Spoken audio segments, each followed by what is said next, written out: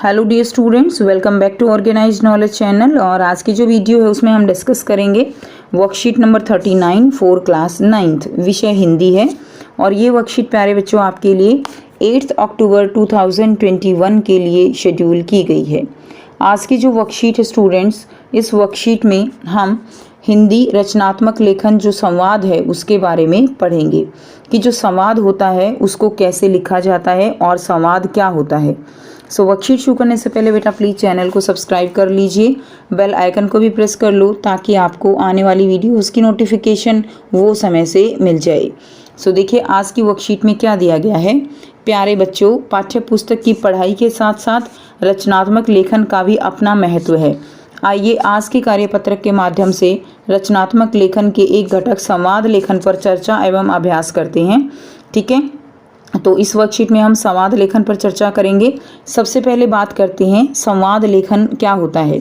जब दो या दो से अधिक व्यक्तियों के बीच की बातचीत को लिपिबद्ध किया जाता है तो वो क्या कहलाता है, वो संवाद कहलाता है। ठीक है, संवाद लेखन कहलाता है। तो दो लोगों की बातचीत को जब हम लिखते हैं तो उसको हम संवाद कहते हैं। कहानी, उपन्यास, नाटक, एकांकी आदि में संवाद के माध्यम से ही कथा वस्तु का विस्तार होता है। ठीक है, कहानी होती है जिसमें पात्र होते हैं, वो आपस में बात करते हैं, तो वो आपस में क्या है उनका, वो संवाद होता है। संवाद लेखन की विशेषताएं। संवाद जो है वो छोटे, सहज तथा स्वाभाविक हो, यानी जो बातचीत है वो छोटे छोटे वाक्यों में हो, सरल भाषा में हो। ठीक है, और स्वाभाविक लगे। दूसरा, संवादों में रोचकता एवं सरसता हो। ठीक है, यानी सरल भाषा में लिखे गए हों और रोचक हों। तीसरी विशेषता क्या है, संवाद जिस विषय या स्थिति के संबंध में हो उसे क्रमशः स्पष्ट करने वाले हों। तो संवाद जिस भी बारे में है, जिस भी विषय या स्थिति के संबंध में है उसे वो पूर्ण रूप से स्पष्ट करते हों, यानी जो भी बात कही गई हो वो पूरी तरह से क्लियर हो। मुहावरे और लोकोक्तियों का प्रयोग से संवादों में सजीवता आती है, यानी जिस तरह एक आप कह सकते हो कि चीज़ों को सजाते हैं, उसी तरह मुहावरे और लोकोक्तियाँ भी जो वाक्य होते हैं उनको सजाने का काम करते हैं, उनको जो है एक सजीवता प्रदान करते हैं, वाक्यों को अच्छा बनाते हैं। इनकी भाषा सरल, स्वाभाविक और बोलचाल के निकट हो। तो इसकी जो भाषा है वो स्वाभाविक होनी चाहिए और बोलचाल की जो आम बोलचाल की भाषा होती है वो होनी चाहिए। संवाद पात्रों की सामाजिक स्थिति के अनुकूल हो, अर्थात अनपढ़ और शिक्षित पात्रों के संवादों में अंतर दिखना चाहिए, यानी जो भी व्यक्ति जिस पात्र में है उसके अनुसार ही क्या होना चाहिए, संवाद जो है वो होना चाहिए। ठीक है, इसके बाद देखिए उदाहरण के लिए आइए हम दो लोग हैं, हामिद और दुकानदार, उनके बीच के संवाद के माध्यम से संवाद लेखन को समझने का प्रयास करते हैं। तो यहाँ पर एक हामिद है और दुकानदार है। ठीक है, ये दुकानदार है और ये हामिद है। तो यहाँ पर हामिद आता है और कहता है कि यह चिमटा कितने का है। दुकानदार कहता है यह तुम्हारे काम का नहीं है जी। ठीक है, हामिद कहता है बिकाऊ है कि नहीं। दुकानदार, बिकाऊ नहीं है और यहाँ क्यों लाद लाए हैं। ठीक है, हामिद कहता है तो बताते क्यों नहीं, कै पैसे का है। तो ये आपस में क्या कर रहे हैं, संवाद कर रहे हैं। ठीक है, उसके बाद देखिए दुकानदार कहता है 6 पैसे लगेंगे। हामिद कहता है ठीक बताओ। दुकानदार कहता है ठीक ठीक 5 पैसे लगेंगे, लेना है तो ले लो, नहीं तो चलते बनो। हामिद कहता है 3 पैसे लोगे।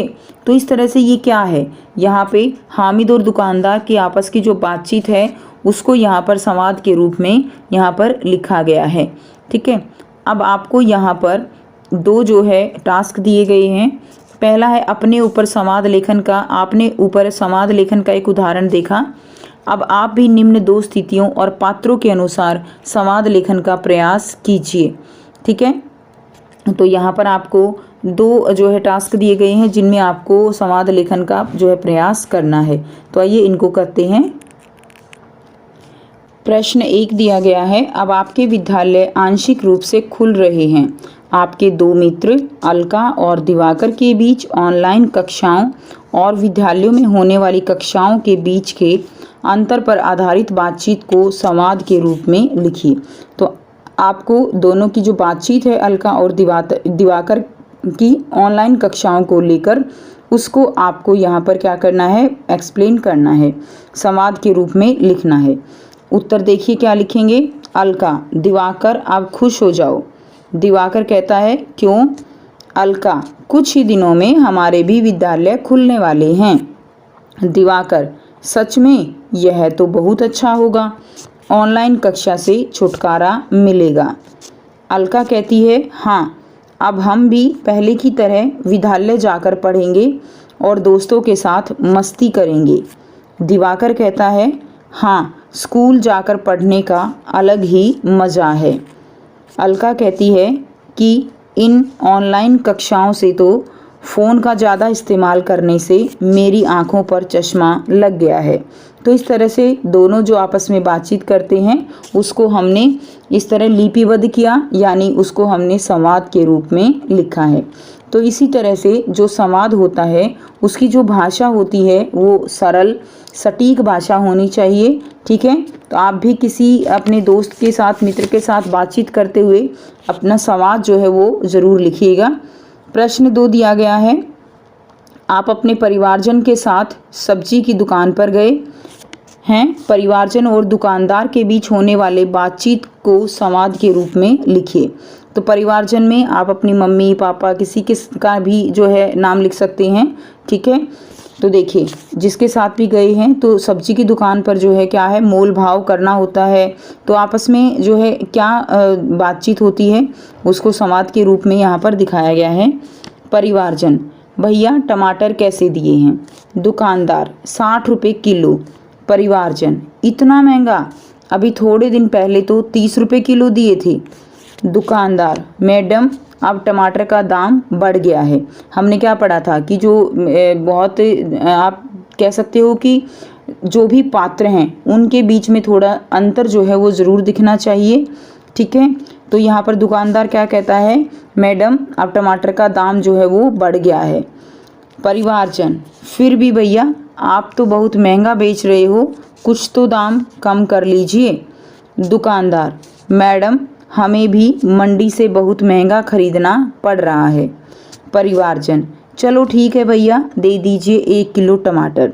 दुकानदार, यह लीजिए मैडम जी। परिवारजन, ये लो भैया 60 रुपये। दुकानदार, धन्यवाद। तो ये थी बातचीत परिवारजन और दुकानदार के बीच की, जिसको हमने संवाद के रूप में लिपिबद्ध किया। ठीक है, तो ये थी स्टूडेंट्स आपकी आज की हिंदी की वर्कशीट बेटा। आई होप सभी स्टूडेंट्स को ये क्लियर है। कोई भी डाउट है तो आप पूछ सकते हो। वीडियो अच्छी लगी तो प्लीज़ लाइक कर दीजिए, शेयर कर दीजिए और चैनल को सब्सक्राइब कर लीजिए। So thanks for watching. मिलते हैं नेक्स्ट वीडियो में नेक्स्ट वर्कशीट के साथ। Take care, bye bye.